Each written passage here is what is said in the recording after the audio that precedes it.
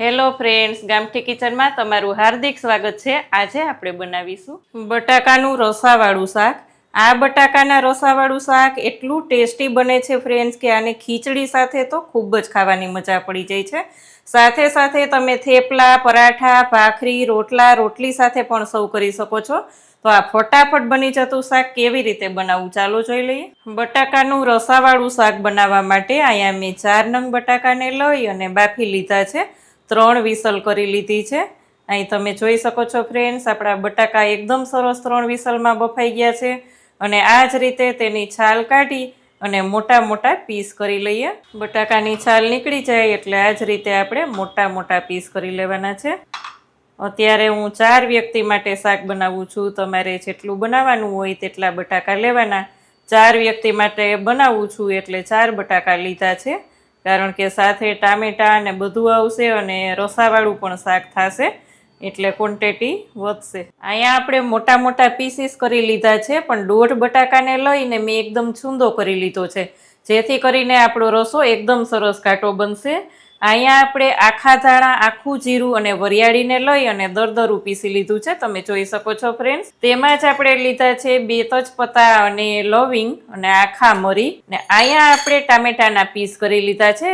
બાકીના તો બધાય રૂટીન મસાલા લેશું। તો ચાલો વઘારની તૈયારી કરીએ। એક પેન લઈ અને તેમાં આપણે લઈ લેશું 2 ટેબલ સ્પૂન તેલ અને સાથે જ લેશું 2 ટેબલ સ્પૂન ઘી। ઘી અને તેલનો વઘાર સાથે મિક્સ હોય તો ખૂબ જ ટેસ્ટી એવું આપણું શાક તૈયાર થશે। ઘી અને તેલને ગરમ થવા દેશું। ઘી અને તેલ ગરમ થઈ જાય એટલે તેમાં જ આપણે 2 તમાલપત્ર, 2-3 નંગ લવિંગ અને 2-3 નંગ કાળા મરી લઈ લેશું। તમાલપત્ર ને બધું એકદમ સરસ થવા દેશું, જેથી કરીને તેની સ્મેલ શાકમાં મસ્ત આવે। અહીંયા આપણે લઈ લેશું ચપટી હિંગ, જે બનાવેલો મસાલો છે તે લઈ લેશું।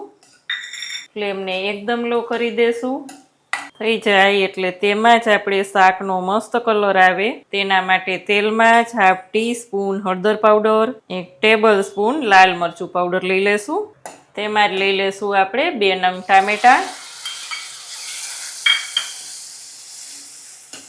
1 લીલું મરચું લીધું છે જે બિલકુલ ઓપ્શનલ છે। સ્વાદ અનુસાર નમક લઈ લેશું, જેથી કરીને ટામેટા એકદમ સોફ્ટ થઈ જાય। બટાકા બાફવામાં જો નમક લીધું હોય તો લેવામાં ખાસ ધ્યાન રાખવું। ઢાંકણ ઢાંકી અને થોડી વાર થવા દેશું। થોડી વારમાં જ આપણે જોશું તો આપણા ટામેટા એકદમ સરસ સોફ્ટ થવા માંડ્યા છે। તેને આ રીતના પ્રેસ કરી અને એકદમ ગ્રેવી જેવું કરી લેશું। એકદમ સરસ ગ્રેવી જેવું થઈ જાય એટલે તેમાં જ આપણે થોડુંક આદું લઈ લેશું, જેથી કરીને એકદમ ટેસ્ટી લાગશે। આદુને આ રીતે ખમણી અને થોડુંક લઈ લેવાનું છે। બધું જ થઈ જાય એટલે તેમાં આપણે અડધો ગ્લાસ પાણી લઈ લેશું અને એકદમ સરસથી બધું ઉકળવા દેશું। અહીંયા આપણે જોશું તો આપણું પાણી એકદમ સરસ ઉકળવા માંડ્યું છે। તેમાં જ આપણે લઈ લેશું 1 ટેબલ સ્પૂન ધાણા જીરું પાવડર। ધાણા જીરું પાવડરથી એકદમ ઘાટો એવો રસો થશે।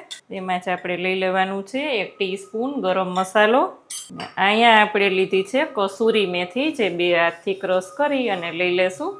બધું મિક્સ કરી અને તેમાં જ આપણે બટાકા લઈ લેશું। બધું એકદમ સરસ મિક્સ કરી દેશું। થોડીક વાર ઢાંકણ ઢાંકી અને આમ જ થવા દેશું। થોડી જ વારમાં આપણે જોશું તો અહીંયા આપણું બટેટાનું શાક એકદમ મસ્ત તૈયાર થઈ ગયું છે, તમે જોઈ શકો છો ફ્રેન્ડ્સ। એકદમ માપે એવો રસો છે, પછી તમારે કોની સાથે ખાવું છે તે પ્રમાણે રસો રાખવાનો।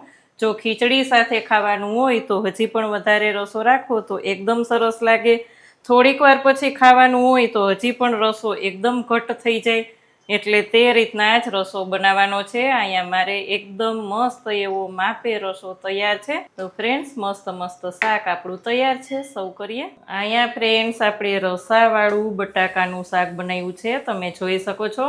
બટાકા જો બાફેલા હોય તો 10 જ મિનિટમાં આ શાક બની જાય છે, બનતા બિલકુલ વાર નથી લાગતી। ફરી પાછું એટલું સરસ ટેસ્ટી બને છે કે તમે ભાખરી, પરાઠા, રોટલી, થેપલા ગમે તેની સાથે સર્વ કરી શકો છો। તો મસ્ત મસ્ત આ શાક તમને કેવું લાગ્યું તે તમારા રિવ્યૂ મારી સાથે ચોક્કસ શેર કરજો ફ્રેન્ડ્સ। અહીંયા આપણે ધાણાથી ગાર્નિશ કરીશું। કેવી લાગી આજની રેસીપી? જો સારી લાગે તો વિડીયોને લાઇક કરજો, શેર કરજો, ચેનલમાં નવા હોય તો સબસ્ક્રાઈબ કરીને બેલ આઇકોન પ્રેસ કરજો। આવજો ફ્રેન્ડ્સ।